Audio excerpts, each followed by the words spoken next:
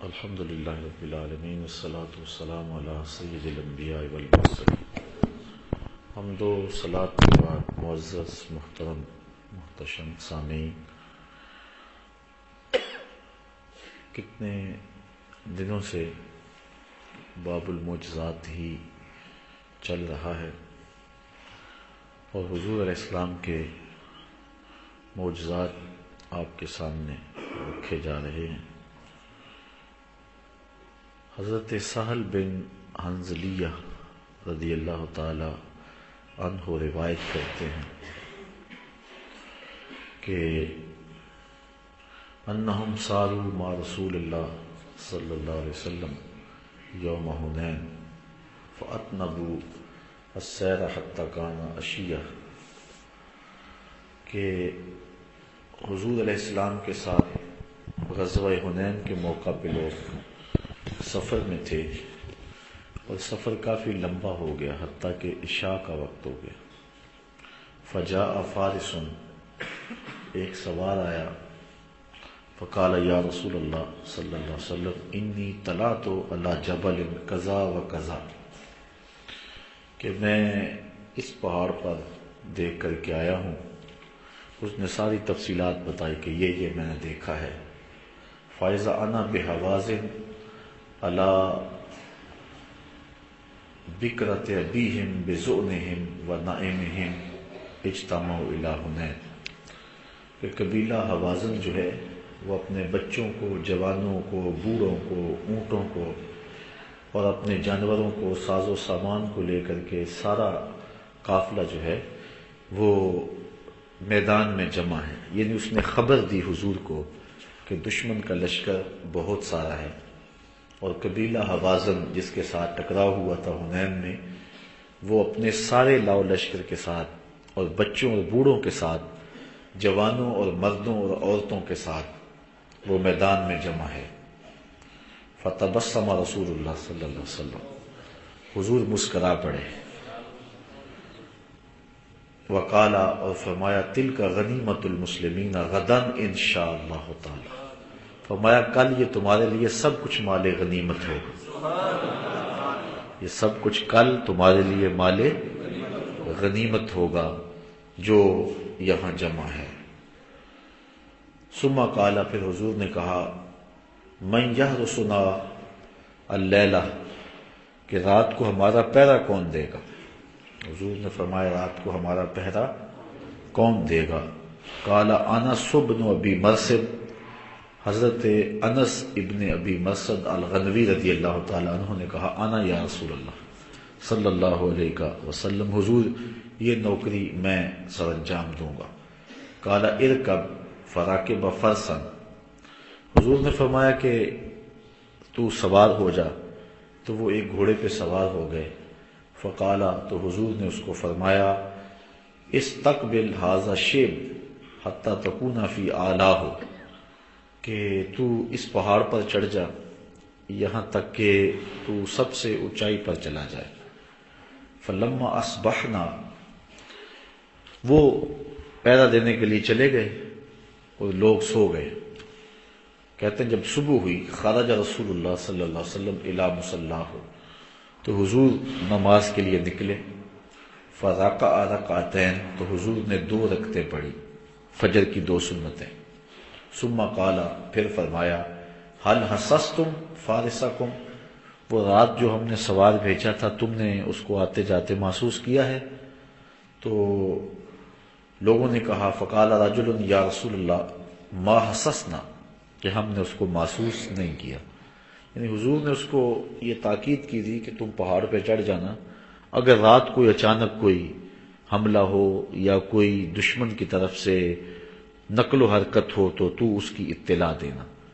تو حضور نے فرمایا کہ اس نے کوئی اطلاع دی، اس نے کوئی ایسی بات کی کہ جس کو تم نے محسوس کیا؟ تو صحابہ نے عرض کی، نہیں حضور ہم نے کوئی محسوس نہیں کیا۔ فصوّب بالصلاۃ، تو نماز کے لیے اقامت کہی گئی۔ فجعل رسول اللہ صلی اللہ علیہ وسلم وهو یصلی یلتفت الی الشیب، حضور علیہ السلام نماز پڑھانے کے لیے کھڑے ہوئے اور حضور نماز بھی پڑھا رہے تھے اور گوشہ چشم سے جدھر سوار بھیجا تھا ادھر بھی دیکھ رہے تھے۔ اچھا میں کہتا ہوں لوگ کہتے ہیں نبی کے خیال سے نماز ٹوٹ جاتی ہے.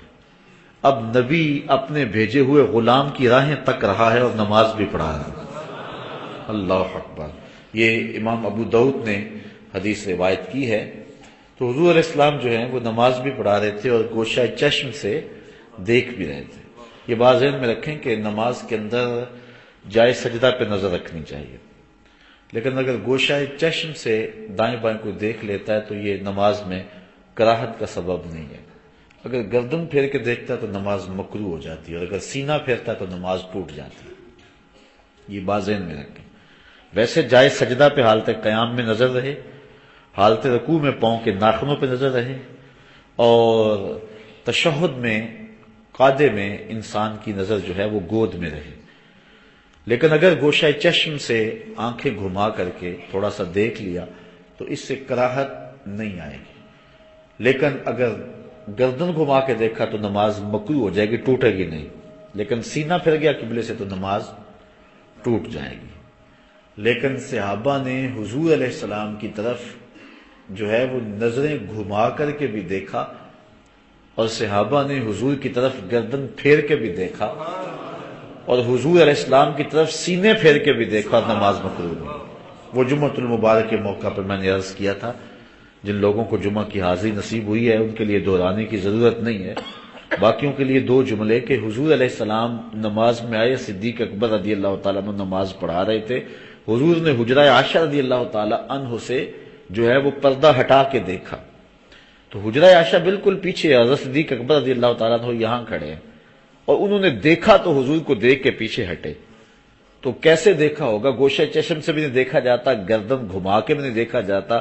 وہاں دیکھنے کے لیے سینہ پھیرنا پڑتا ہے، اور حضرت ابوبکر صدیق نے سینہ پھیرا، دیکھا، اور پھر اپنے مصلی پہ نماز بھی نہیں دہرائی. اوروں کی قبلے سے سینہ پھر جائے تو واقعی نماز ٹوٹتی ہے، اور اگر قبلے سے قبلے کی طرف پھر جائے تو پھر نماز نہیں ٹوٹتی ہے، نماز پختہ ہو جاتی ہے. باقی رہی بات خیال کی، یہ تو بہت جو ہے وہ ادھر کی بات ہے. وہ تو خیال، نبی کے خیال سے لوگ توڑتے پھرتے ہیں نماز. نبی امتی کی راہیں تک رہا ہے اور حالت نماز میں. یہ حدیث ابو داؤد شریف کی صاحب مشکات نے نقل کی ہے. وہو یصلی، حضور نماز پڑھا رہے تھے. یلتفت الی الشیب، اور حضور علیہ السلام اس وادی کی طرف جہاں اپنے غلام کو گھوڑے پہ سوار کر کے بھیجا تھا، حضور ادھر تک رہے تھے، دیکھ رہے تھے ادھر. حتی اذا قضى الصلاۃ، یہاں تک کہ جب نماز پوری ہوئی، قال ابشروا، حضور نے فرمایا بشارت ہو تمہیں، صحابہ تمہیں بشارت ہو.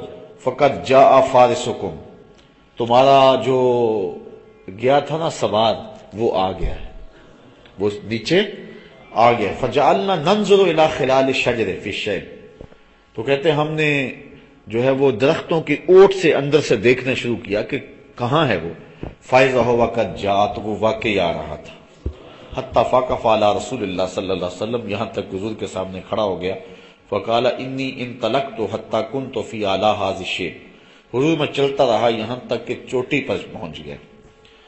فاذا هو قد جاء حتی وقف علی رسول اللہ صلی اللہ علیہ وسلم. اچھا، ایسو امرنی رسول اللہ صلی اللہ علیہ وسلم، یہاں تک مجھے حضور نے حکم دیا تھا. فلما اصبحت طلعت شیبین، اور جب میں صبح کی تو میں نے دونوں جو ہے وہ وادیوں کو دیکھا. کلہما فلم ارى احدا، تو میں نے کسی کو نہیں دیکھا، کسی لشکر کو نہیں دیکھا. فقال له رسول اللہ صلی اللہ علیہ وسلم، تو حضور علیہ السلام نے فرمایا حل نزلت اللیلۃ، کیا تو رات کو نیچے اترا تھا اپنے گھوڑے سے، یا ساری رات ہی پہرا دیتا رہا؟ قال لا، کہا نہیں حضور، آپ کا حکم تھا، میں گھوڑے سے نیچے اترا ہی نہیں. آپ کا جو حکم تھا اس لیے میں گھوڑے سے نیچے نہیں اترا. الا مصلیاں، ہاں نماز کے لیے اترا تھا. او قاضی حاجت، یا قضاء حاجت کے لیے اترا تھا. قال رسول اللہ صلی اللہ علیہ وسلم فلا علیک الا تعمل بعدها، فرمایا اب تو اگر کوئی بھی عمل نہ کرے تو تجھے کوئی نقصان نہیں ہوگا، تو سیدھا جنتی ہے، کیونکہ تو نے میرے حکم کو مانا ہے.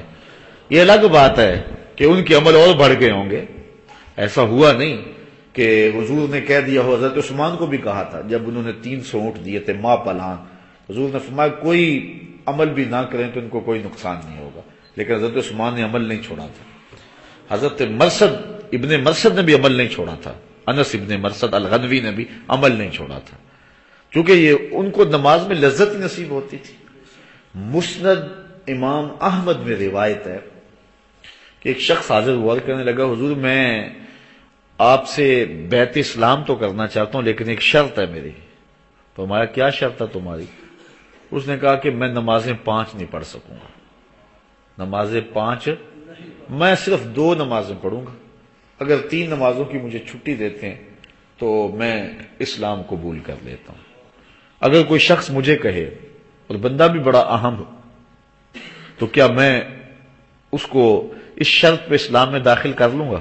مجھے اختیار ہے، میں باقی علماء سے مشاورت کر لوں، فتویٰ مانگ لوں، مفتی حرمین کے پاس بھی چلا جاؤں، یار بندہ بڑا اہم ہے، اوباما ہی چلو اسلام لانا چاہتا ہے، بڑا اہم شخص ہے، اگر وہ اسلام لے آئے تو مسلمانوں کی جان چھوٹ جائے، اتنے لوگ کابل، کندھار، قلعہ جنگی، دشت لیلہ، تورا بورا، موصل، بغداد، القدس، کشمیر، غزہ، کیا کیا ظلم ہو رہے ہیں یار، اتنے لوگوں کا خون بہہ رہا ہے اور ایک بندہ ایمان لانا چاہتا ہے، لیکن وہ ایک تھوڑی سی سہولت مانگتا ہے کہ میں نمازیں بھی 5 پڑھوں گا لیکن عشاء کی 4 رکعتیں فرض ہیں، 4 نہیں پڑھوں گا، 3 پڑھوں گا، چلو 4 ہی پڑھ لیتا ہوں، 1 رکعت کے 2 سجدے ہیں، میں 1 رکعت کا آخری رکعت کا سجدہ 1 کیا کروں گا، تو کیا مجھے آپ 5 نمازیں بھی پوری، ان کی رکعتیں بھی پوری، لیکن 1 نماز کا آخری رکعت کا جو 2 سجدے ان میں سے 1 سجدہ مجھے چھوڑ دیا جائے، دنیا بھر کے مفتی جڑ جائیں،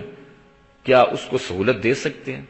سوچا جائے، مسلمانوں کے بہتے ہوئے خون کا خیال کیا جائے، یہ ساری چیزیں سامنے رکھی جائیں، جو ہو رہا ہے، جو افغانستان میں ہو رہا ہے، عراق میں ہو رہا ہے، جو کچھ دیگر اسلامی ممالک میں ہونے جا رہا ہے، یہ ساری سازشیں پیچھے ہیں، یا بندہ یہ ٹھیک ہو جائے تو کام صحیح ہو جائے، تو چلو اتنی تو سہولت دے دو، 1 سجدہ ہے، اتنے سجدے کرے گا، تو اس شرط پہ ہم جو ہے وہ اس کو اجازت دے سکتے ہیں، ٹھیک ہے تو 1 سجدہ تجھے چھوڑتے ہیں اور تو جو ہے وہ اسلام قبول کر لے۔ دنیا کے سارے مفتی جڑ کر کے کیا یہ حق رکھتے ہیں؟ تو پھر ہم کس منہ سے حضور کی برابری کا دعویٰ کر سکتے ہیں؟ حضور علیہ السلام سے اس نے کہا میں صرف 2 نمازیں پڑھوں گا، کامل 3 نمازوں کی چھٹی دیتے ہیں تو پھر میں اسلام لاتا ہوں۔ فرمایا جا 2 نمازوں پر تجھے اسلام کی بیعت کرتا ہوں۔ حضور نے صرف 2 نمازوں پر اس کو بیعت اسلام کر لیا۔ مسند امام احمد بن حنبل، میرے پاس نسخہ موجود ہے لائبریری میں، آپ زیارت کر سکتے ہیں حدیث کی، مارکیٹ سے بازار سے لیں گے کتاب، یہ موجودہ کتاب اب جو چھپی ہے اس میں یہ حدیث آپ کو نہیں ملے گی، چونکہ آپ سے جو چندے لیے جا رہے ہو نا، کھالیں اکٹھی کی جا رہی ہیں آپ سے، اس سے ظلم ہو رہا ہے تمہارے دین کے خلاف، آپ سے اکٹھے کر کے پیسے اور کتابیں چھاپی جا رہی ہیں اور دھڑا دھڑ حدیثیں نکالی جا رہی ہیں۔ اب جو کتاب چھپی ہے اس میں نہیں ہے، لیکن میرے پاس بیروت کا نسخہ اس میں حدیث موجود ہے۔ یہ الگ بات ہے کہ حضور نے اس کو 2 جو ہے وہ 2 اعمال پر حضور علیہ السلام نے 2 نمازوں پر بیعت اسلام کر لیا، لیکن جب اس نے نماز پڑھی تو پھر مزہ آیا، اس نے کہا میں تو 5 پڑھوں گا، لیکن حضور نے اس شرط پر، تو اسے بھی حضور علیہ السلام نے فرمایا کہ جا اب تو کوئی عمل نہ بھی کرے تو تجھے چھٹی ہے۔ اب کچھ لوگ کہتے ہیں جی اس سے مراد نفلی اعمال ہے، بھئی نفلی اعمال تو پہلے ہی واجب نہیں بندے پر، اگر کوئی بندہ نفلی اعمال پہلے بھی نہیں کرتا تو پھر اس کے اوپر کوئی نفلی اعمال کی تو پابندی بھی نہیں ہے، یہ چھٹی کس چیز کی چھٹی ہوئی پھر؟ تو یہ اللہ کے محبوب کا اختیار ہے، حضور جس کے لیے چاہیں جو چاہیں کر دیں۔ حضور علیہ الصلوۃ والسلام کو اللہ نے یہ تصرف عطا فرمایا ہے، اور آپ جانتے ہیں کہ حضور علیہ السلام نے یہ نہیں فرمایا اس صحابی کو کہ جس شخص نے روزہ توڑا تھا کہ لے کھجوریں خود لے جا، خود کھا جا اور اپنے بچوں کو کھلا دے، روزے کا کفارہ بھی ادا ہو جائے گا، تو کیا کریں گے؟ کس حدیث کو نکالیں گے کتب حدیث سے؟ پھر تو ساری حدیثیں ختم ہی کرنا ہوں گی، جو حضور کی عظمتوں کے دیے تو جگہ جگہ پہ روشن ہیں۔ تو حضور علیہ الصلوۃ والسلام نے فرمایا کہ جا، اب تیرے لیے کوئی مسئلہ نہیں ہے۔ اچھا، کھجوروں کی بات آئی تو آگے حدیث بھی کھجوروں والی آ گئی۔ اللہ اکبر، یہ روایت کرتے ہیں حضرت ابو ہریرہ رضی اللہ تعالی عنہ، وعن ابی ہریرہ قال اتیت النبی صلی اللہ علیہ وسلم بتمرات، کہتے ہیں میں حضور کی خدمت کے اندر کچھ چھہارے لے کے آیا، کچھ چھہارے لے کر کے آیا، تو فقلت، اور میں نے کہا یا رسول اللہ صلی اللہ علیہ وسلم ادعو اللہ فیہن بالبرکہ فَزَمَهُنَّ ثُمَّ دَعَا لِي فِيهِنَّ بِالْبَرْكَةِ فَزَمَّهُنَّ حضور علیہ السلام کے پاس میں تھوڑے سے چھہارے پیش کیے. میں نے کہا حضور آپ ان چھہاروں پر برکت کی دعا کر دیں. ان چھہاروں پر برکت کی دعا آپ بھی تو کر سکتے تھے حضرت ابو ہریرہ. آج لوگ منہ پھاڑ پھاڑ کہتے ہیں اللہ سب کی سنتا ہے. کیا جاتے ہو بزرگوں کے پاس لینے کے لیے؟ اللہ تو ہر ایک کی سنتا ہے، کیوں وسیلے ڈھونڈتے پھرتے ہو؟ کیا حضرت ابو ہریرہ کی دعا قبول نہیں ہوتی تھی؟ وہ حضور کے پاس گئے. حضور یہ کھجوریں ہیں اور ان پر برکت کی دعا کر دیں. کھجوریں لے گئے، حضور کی خدمت میں پیش کی.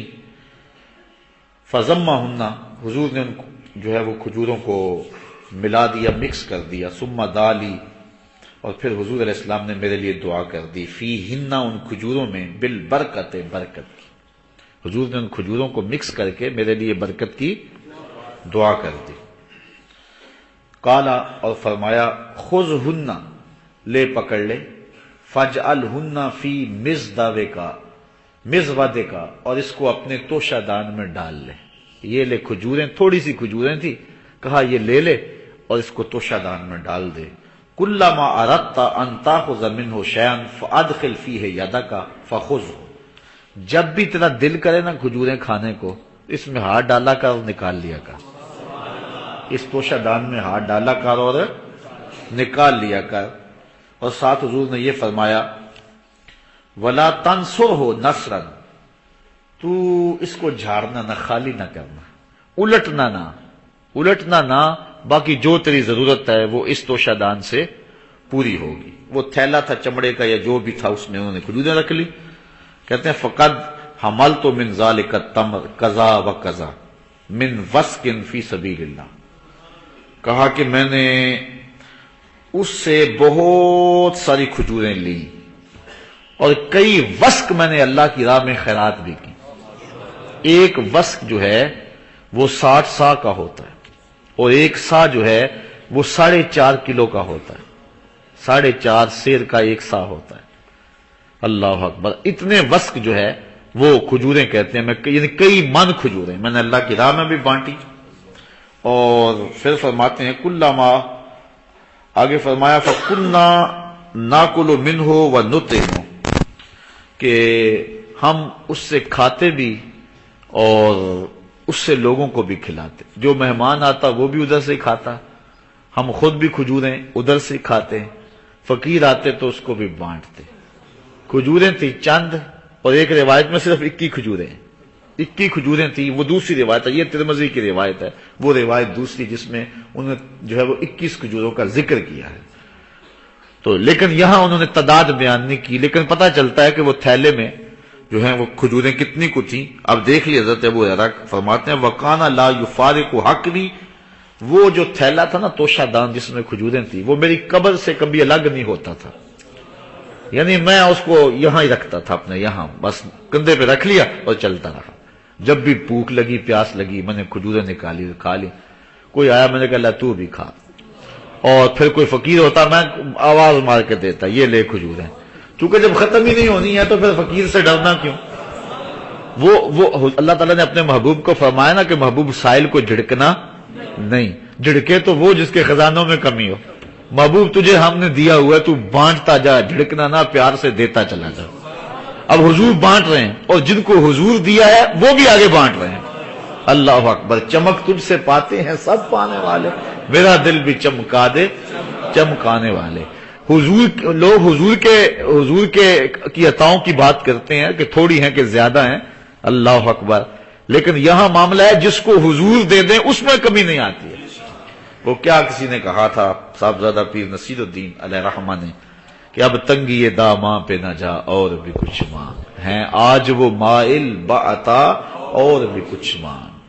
دے سکتے ہیں کیا کیا کچھ نہیں دیتے، یہ بحث نہ کر ہوش میں آ اور بھی کچھ مانگ. جن لوگوں کو شک ہے کہ کرم ان کا ہے محدود، جن لوگوں کو شک ہے کہ کرم ان کا ہے محدود، ان لوگوں کی باتوں پہ نہ جا اور بھی کچھ مانگ. ان لوگوں کی باتوں کو نہ سن، میرے آقا کی حدیثیں پڑھ اور تجھے پتا چلے کہ محبوب کتنے عطا فرمانے والے. تو کہتے ہیں کہ وہ میری بس کمر سے ہی وہ تھیلا لٹکا رہتا، جب بھی کہیں ضرورت ہوتی خود بھی کھاتا، لوگوں کو بھی کھلاتا اور غریبوں مساکین میں بھی بانٹتا، اور میں نے کئی وسق جو ہے کھجوریں ان سے بانٹ دی، منوں کے حساب سے کھجوریں میں نے بانٹ دی۔ اللہ اکبر۔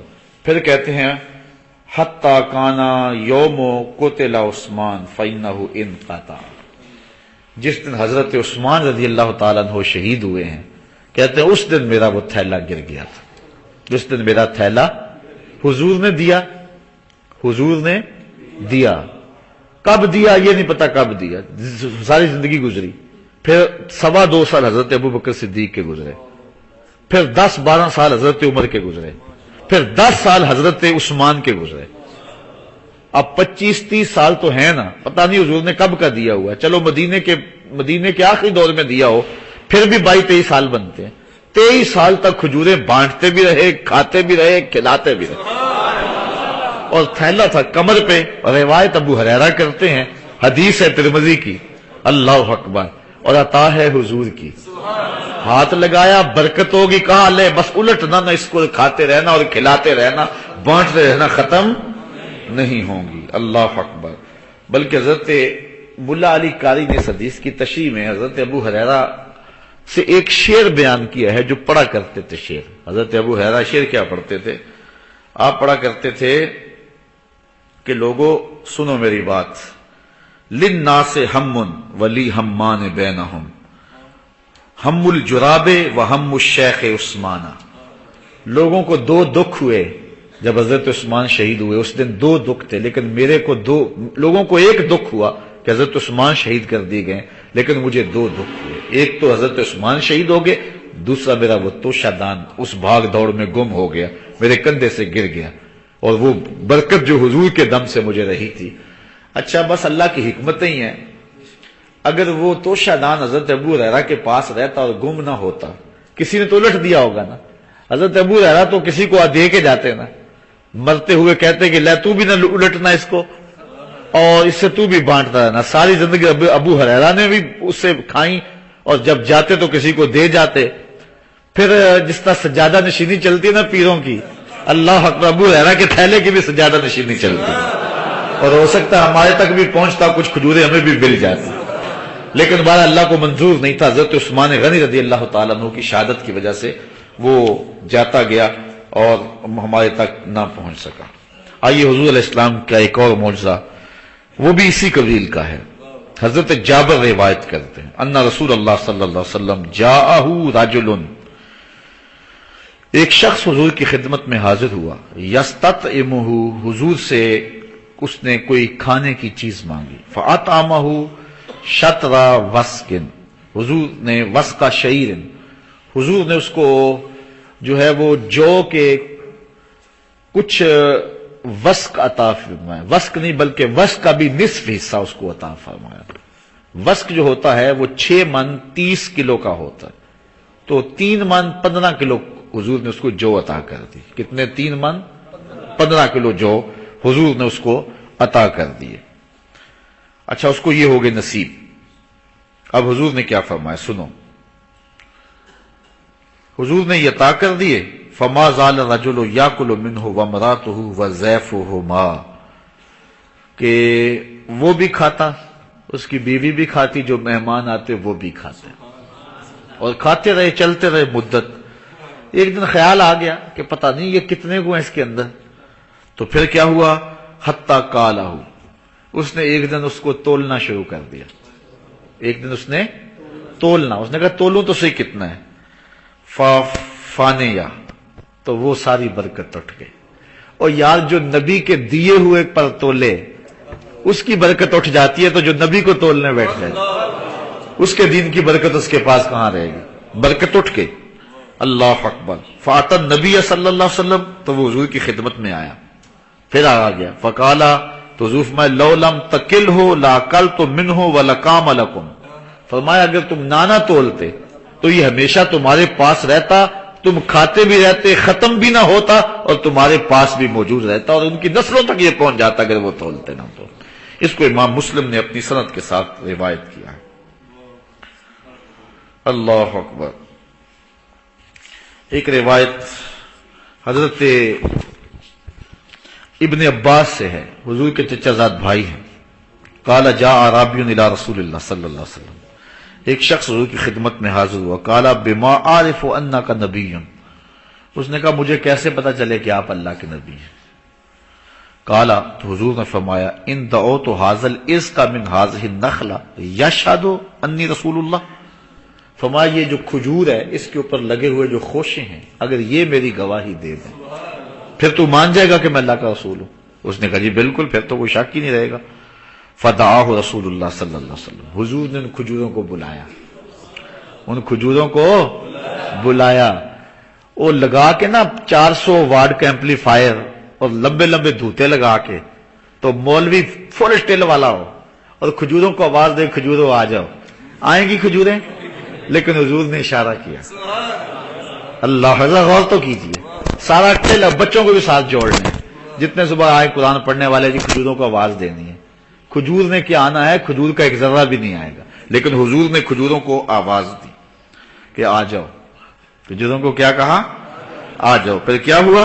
فجالا ينزل من النخلة حتى سقط الى النبي صلی اللہ علیہ وسلم، وہ وہاں سے اتری اور حضور کے پاس آ گئی، جتنے بھی گچھے تھے ٹوٹ کے حضور کے پاس آ گئے. اچھا یہ بھی بڑی بات ہے، لیکن کوئی اس سے کہہ سکتا تھا کہ گچھے ٹوٹ گئے ہیں، پک گئے تھے، ٹوٹنے والے تھے تو ٹوٹ گئے، بس وہ ایک موقع ہی تھا، اتفاقاً ایسا ہو گیا. ایسے بھی تو باتیں کرنے والے ہوتے ہیں.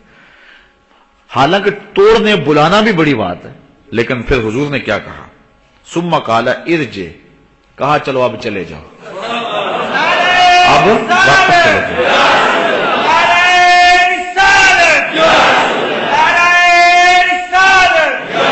قال ارجع، فرمایا اب واپس چلی جاؤ. فعاد فاسلم الاعرابی، تو وہ کھجوریں جا کے جہاں سے ٹوٹی تھی وہاں جا کے پھر لگ گئی. اللہ اکبر. فاسلم الاعرابی، اور اس دیہاتی نے حضور کا کلمہ پڑھنا شروع کر دیا. اتنا واضح معجزہ حضور کا دیکھا، پہلے ٹوٹی گری پھر جا کے پھر دوبارہ جڑ گئی. اللہ اکبر. یہ حضور کا معجزہ ہے کہ اگر توڑا ہے تو پھر جوڑا بھی ہے. چاند کو بھی پہلے توڑا تھا پھر جوڑا تھا، کھجوروں کو بھی توڑا اور پھر او سڑیاں کھجوراں او گا جاندا ہے، او پتھراں نو کلمے پڑا جاندا ہے. ہم اس نبی کے ماننے، اس نبی کے چاہنے والے. حضرت ابی ہریرہ رضی اللہ تعالی عنہ سے ایک روایت لیں. قال جاء ذئب الى راعي غنم فاخذ منها شاة فطلبه الراعي حتى انتزعها منه، کہ ایک بکریاں چرانے والا شخص بکریاں چرا رہا تھا وہ یہودی. ایک آیا بھیڑیا، اس نے بکری پکڑی اور بھاگ گیا.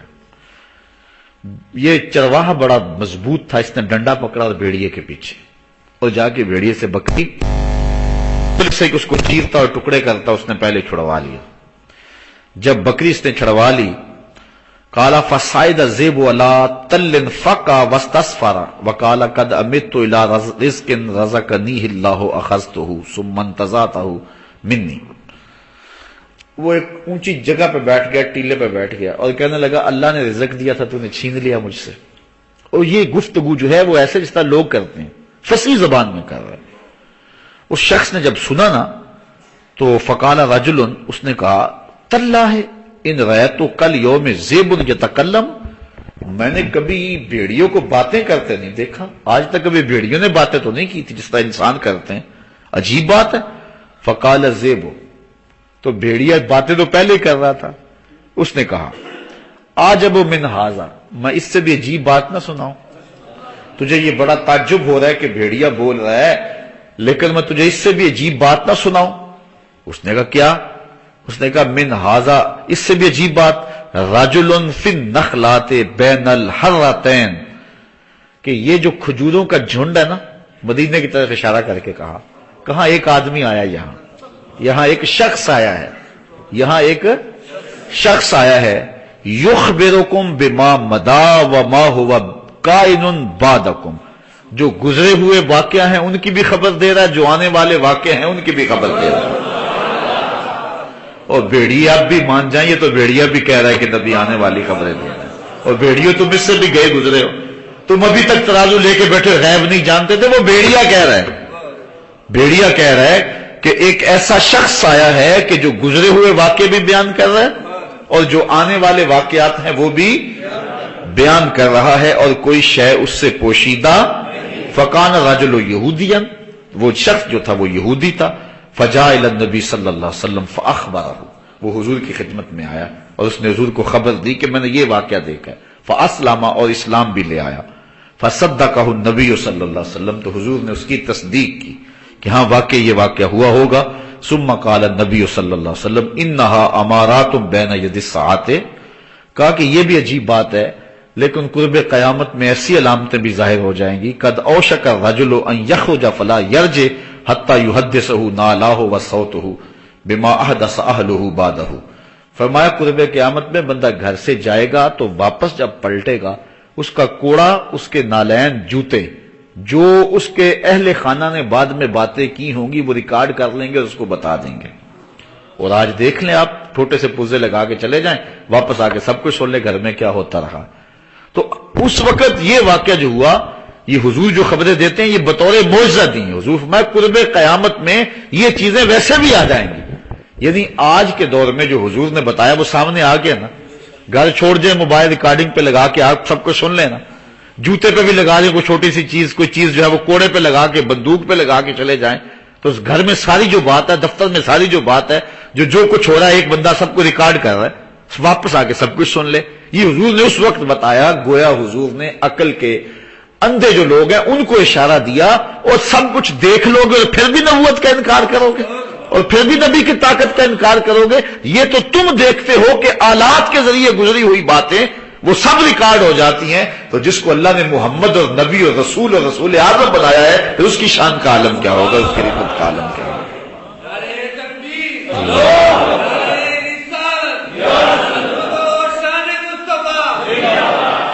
تو یہ اللہ نے اپنے محبوب کو شان دی ہے، اپنے محبوب کو یہ رفعت عطا فرمائی۔ حضور علیہ الصلوۃ والسلام کے معجزات کی جو فہرست ہے وہ تو بہت طویل ہے، اور اہل محبت اس کو ان پورے دنوں کے اندر سنتے بھی رہے ہیں اور قرار بھی پاتے رہے ہیں، اور ان کو حضور کے معجزات کو سن کر قلب و نظر کی راحت کا سامان بھی ہوتا رہا۔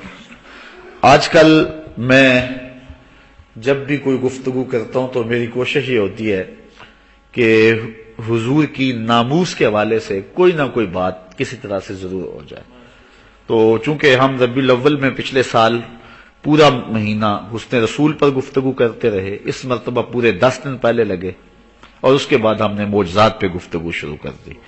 تو یہ چونکہ ربیع الاول کا آخری پیر ہے، آئندہ جو پیر آئے گا وہ ربیع الثانی کا پہلا یا ربیع الثانی کی دوسری تاریخ ہوگی، تو اس لیے یہ آخری پیر ہے۔ تو معجزات کا جو باب ہے ہم سر دست جو ہیں وہ اپنے اختتام کی طرف لے جا رہے ہیں، پھر معمول کے مطابق درس مشکات شروع ہوگا۔ تو میں حضور کا ایک معجزہ بھی آپ کے سامنے رکھوں گا، اور اس معجزے میں حضور علیہ الصلوۃ والسلام کی ناموس کا تذکرہ ہے۔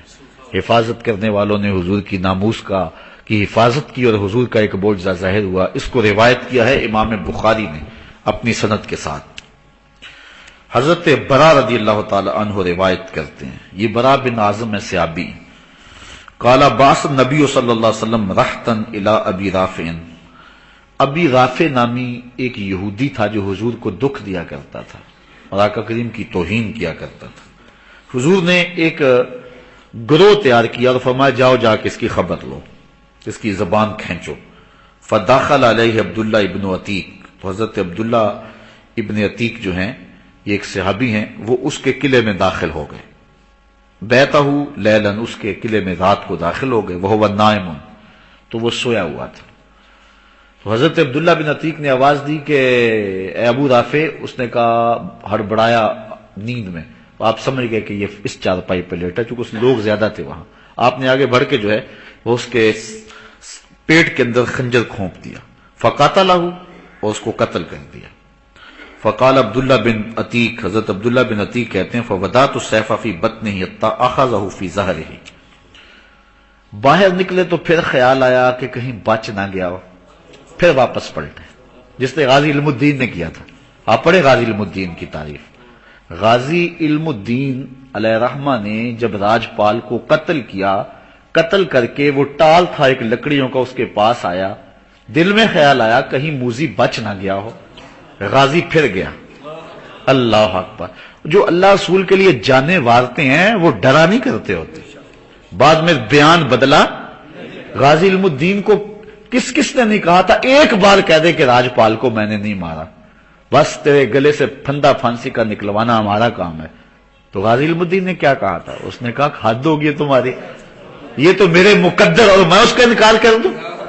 بڑے بڑے لوگوں نے کہا، وہ کہتا نہ میں مر کے بھی نہیں مرتا جے تیری نظر ہووے، آنکھیں سونے نو وائے نہیں جے تیرا گزر ہووے، میں مر کے بھی نہیں مردا جے تیری.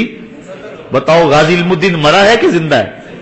لوگوں کے دلوں میں زندہ ہے، ہمارے من میں زندہ ہے، کتابوں میں زندہ ہے، ہواؤں میں زندہ ہے، فضاؤں میں زندہ ہے، قبر میں زندہ ہے. اس نے کہا بلکہ لوگوں نے علامہ اقبال کو کہا کہ آپ جائیں اور آپ کہیں. علامہ اقبال نے پہلے تو انکار کیا، لوگوں کا اصرار بڑھا، چونکہ سب کی آرزو تھی کہ بچ جائے، اس کو پھانسی نہ ہو، تو سب کی آرزو تھی کہ کچھ نہ ہو اس سے. بڑا تیار کیا تو علامہ اقبال کا تیار ہو گئے نادل نخواستہ، اور جا کے غازی علم الدین کو کہا.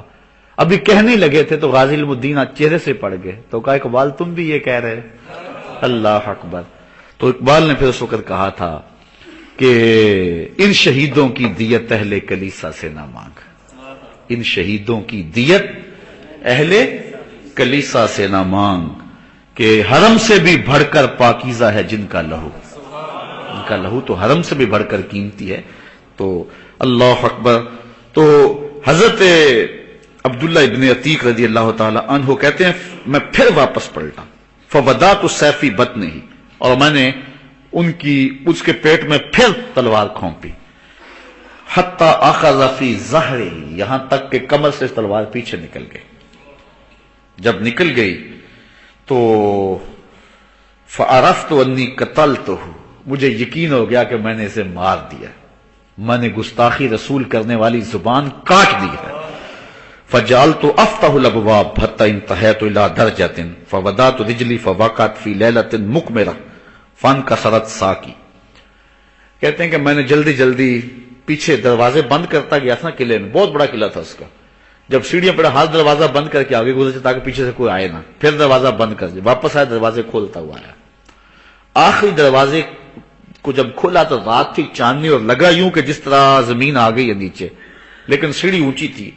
اور میں نے آگے پاؤں بڑھایا تو میری پنڈلی ٹوٹ گئی، پنڈلی کی ہڈی ٹوٹ گئی. فن کسرت ساقی، میری ساق، میری پنڈلی ٹوٹ گئی.